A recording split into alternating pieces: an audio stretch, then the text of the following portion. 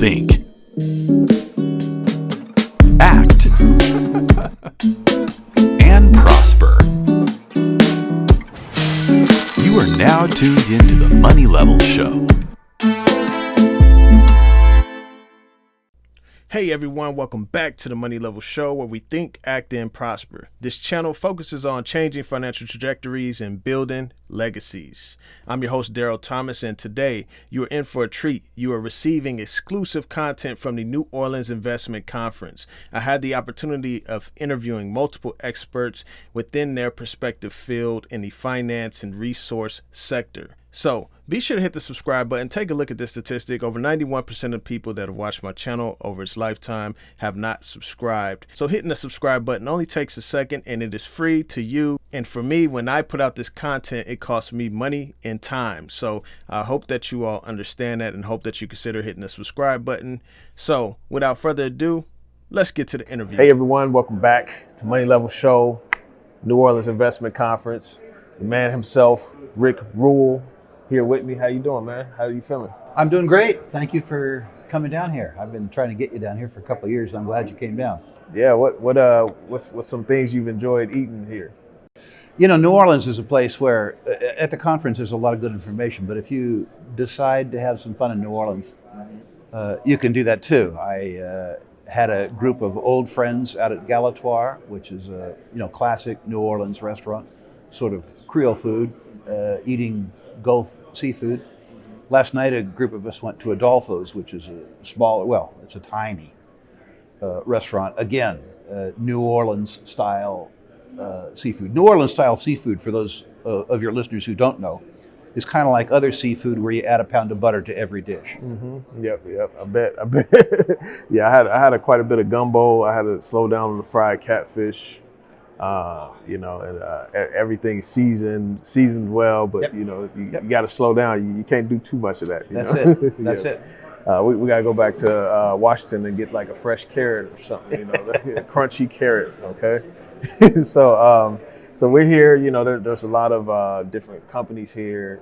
There's a lot of retail investors here, and they're seeking to find potential opportunities, obviously receive high quality information from the speakers here, and then also, find other opportunities. So you had done a video on investigating companies, especially for people that come to these events. And I found myself investigating a few people.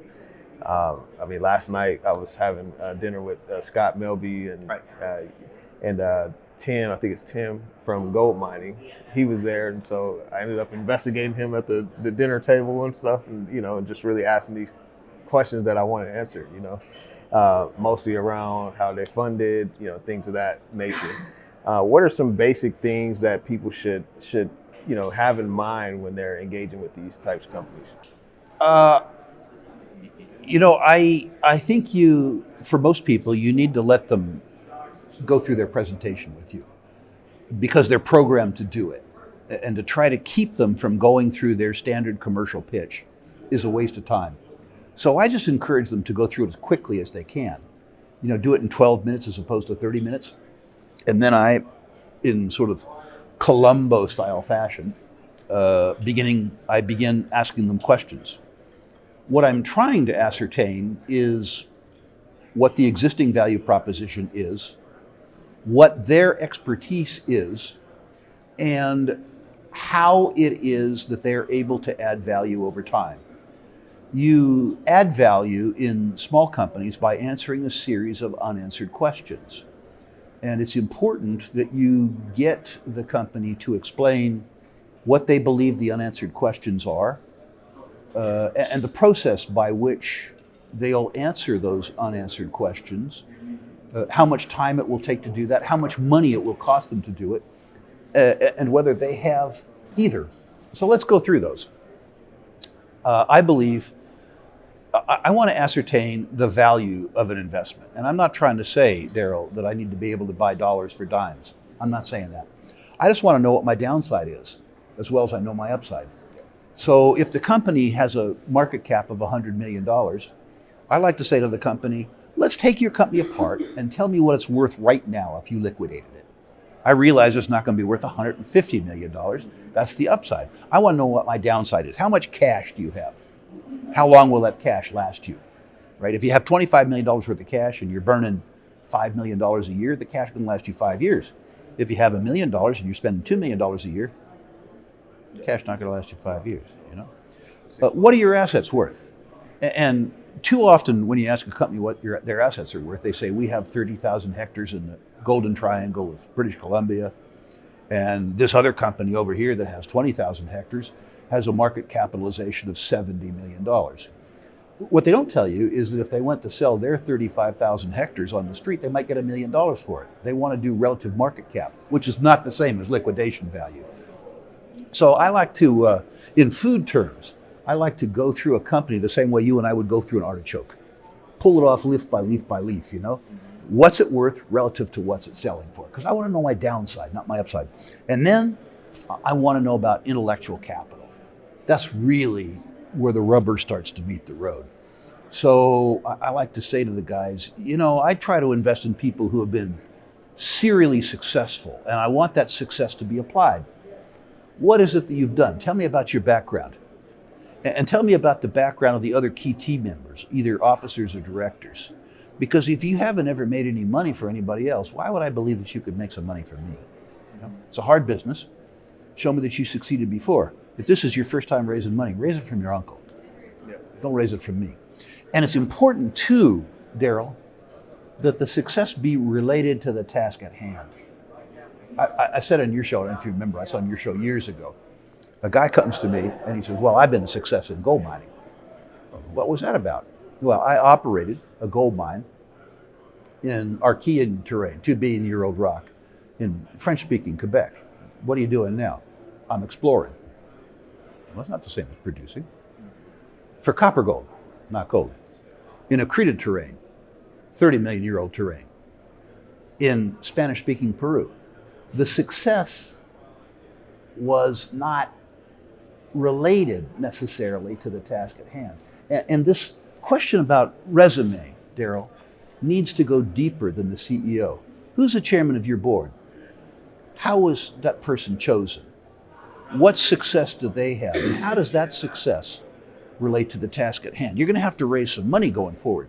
Has your chief financial officer raised money before? Or is he or she just a bookkeeper? Do they know how to go out and get money? Your head of exploration. Does your head of exploration have success in a rock package like this?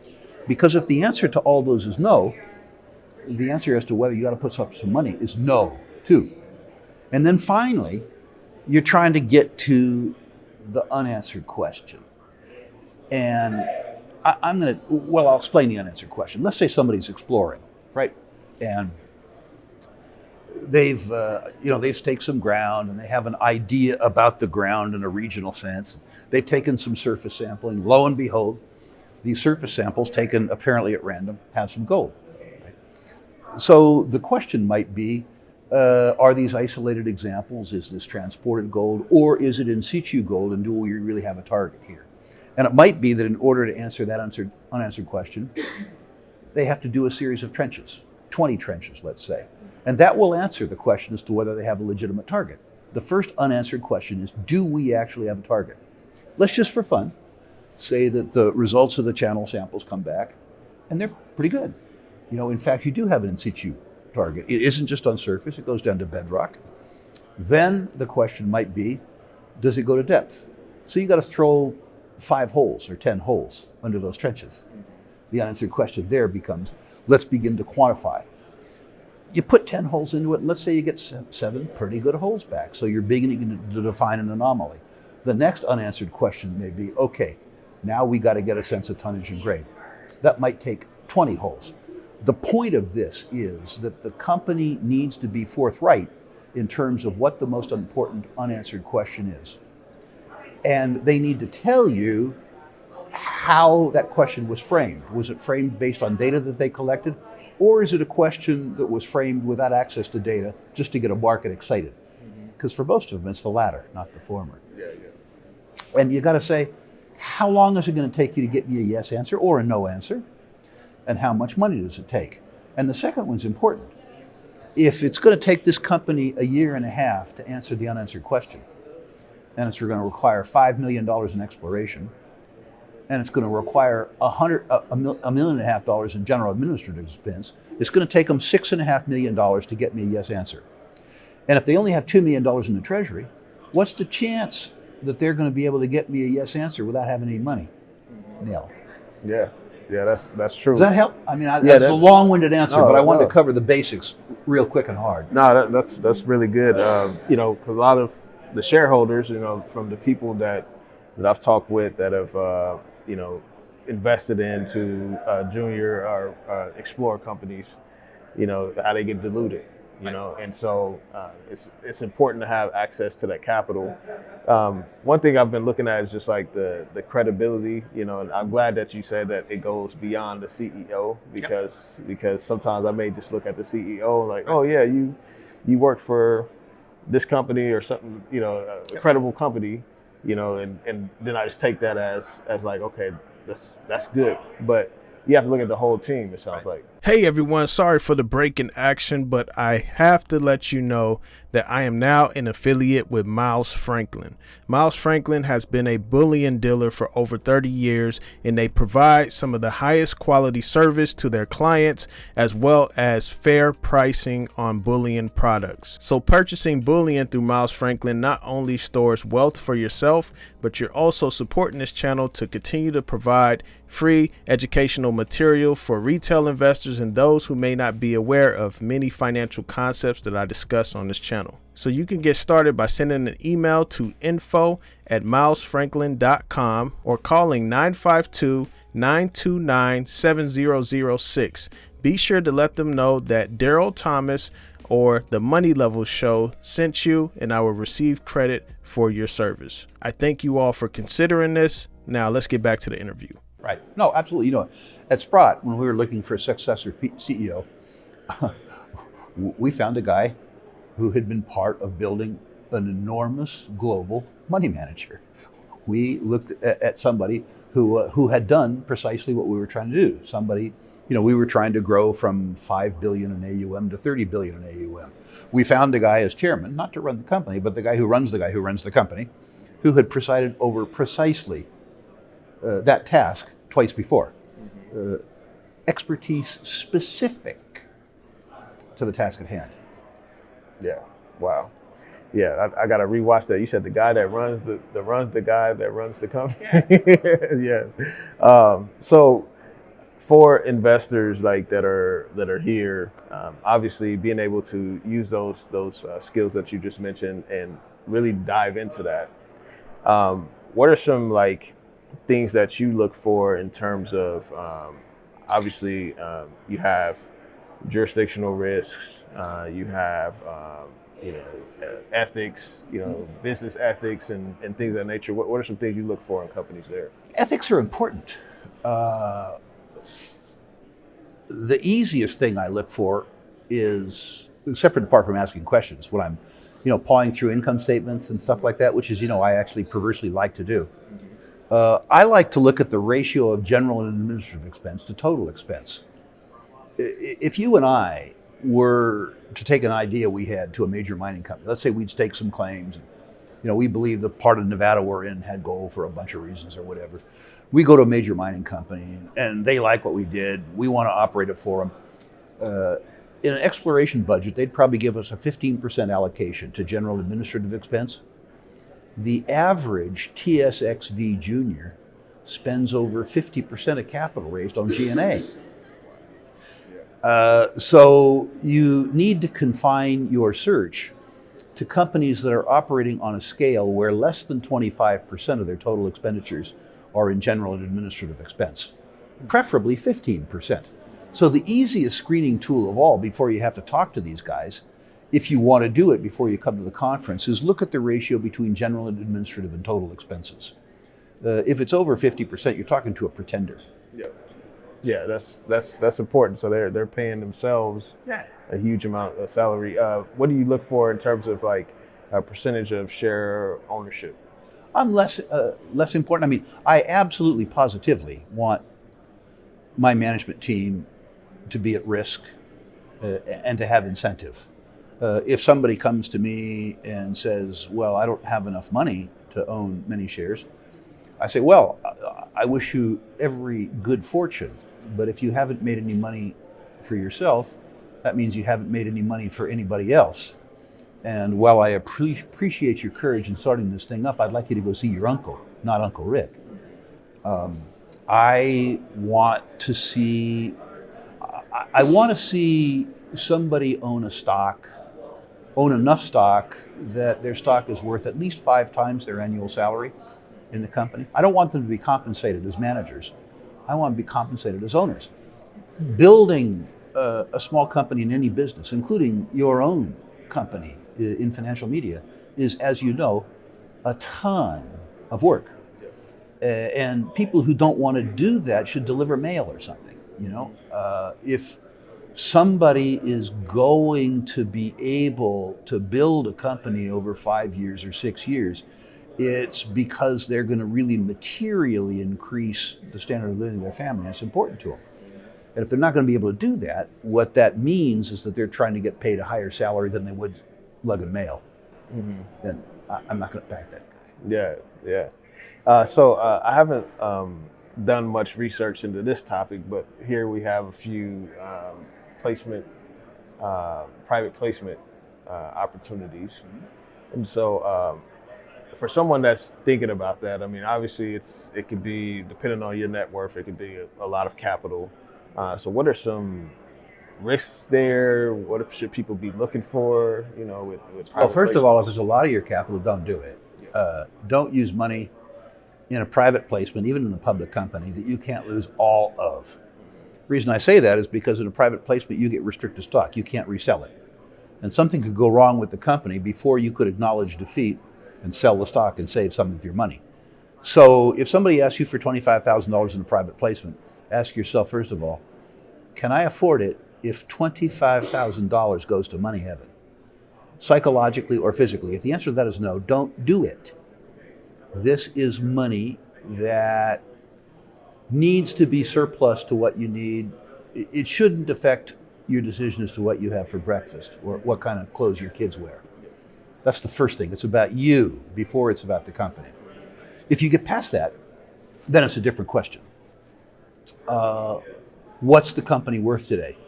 Am I putting up $25,000 into something where it's worth 10? I might be okay with that if I understood the upside. But if you don't understand the downside, well, don't put up your money. Talk to the person who's running the company. Say, this is a really good deal, right? I mean, you seem really genuinely enthusiastic about this. How much are you taking? Oh, this is the best deal since sliced bread. You know it well. You're running the company and you're not putting any of your dough up. Why not? Mm-hmm. What are you doing with the money? You're buying a car? You're going to make more money in the car than you are on this investment? I don't reckon. So, I mean, it makes sense, right? Yeah. This is simple stuff. But the most important thing, I guess that's the most important thing. But the second most important thing is, how are you going to add value with this money? What is the unanswered question that you're going to address with this money?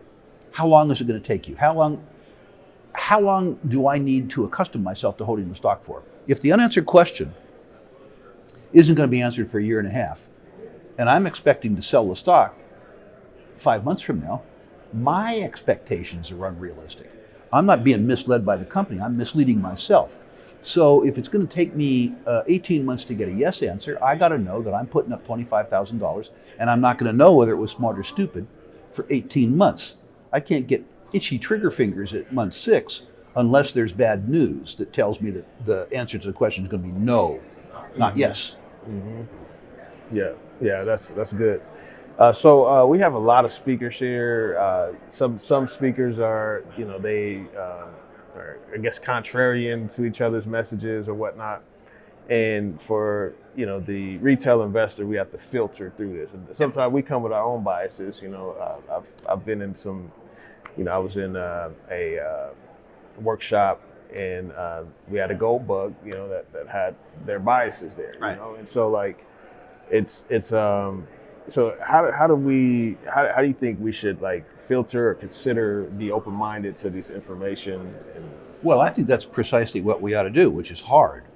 What I try to do, as an example, I have a different worldview than Jim Rickard's. My worldview is I grew up in credit. He grew up Wall Street, taxation, geopolitics. So I'm particularly interested where I disagree with him, particularly where I disagree with him where he has more experience than I. I come here precisely because I want somebody to take bad pegs of knowledge that I have and knock them out of my head. We think of ourselves, all of us think of ourselves as fact seekers. All of us believe that what we do is we come to a conference like this and we're open-minded and we absorb all the information we can and we use that information to make rational conclusions, but that's not what we do. What we do is we look for information that's comfortable for us, that supports our existing paradigms and prejudices. Me too. And so what I come here to do consciously, is listen carefully to stuff that makes me uncomfortable if I have a view that the speaker has some expertise. There are some wonderful speakers here. Grant Williams comes to mind, who I agree with completely. I listen to Grant for speaking style. But the problem is that his thoughts and my thoughts are so synchronous that I don't learn much. While it's refreshing, that's not what I come here for. I come here for people who are right where I'm wrong. Yeah, that's good. Well, Rick, appreciate you coming on. Where can people find access to some of the things you have going on? As always, if people want me to do some of the work of interrogating their company managements, go to ruralinvestmentmedia.com, list your natural resource stocks. I'll rank them 1 to 10, 1 being best, 10 being worst. And I'll comment on issues where I think my comments might have value. Then Battle Bank, you're here with Battle Bank. Absolutely, positively. If any of you out there are uncomfortable with your current bank, which I suspect means most of you, I'm part of a group starting a new bank. You may remember us in the old days from EverBank, a bank that we built from $0 to $28 billion. A bank that pays you interest on your checking account. A bank that allows you to save your money in 22 currencies, not just the US dollar. A bank that will allow you to own a duplex or a triplex in your IRA. And importantly, a bank that will loan you money against your precious metals holdings. As I say, if you're unhappy with your current bank, if your current bank doesn't understand that your money is just that, your money, visit battlebank.com. All right. Thanks, Rick. Appreciate you coming on.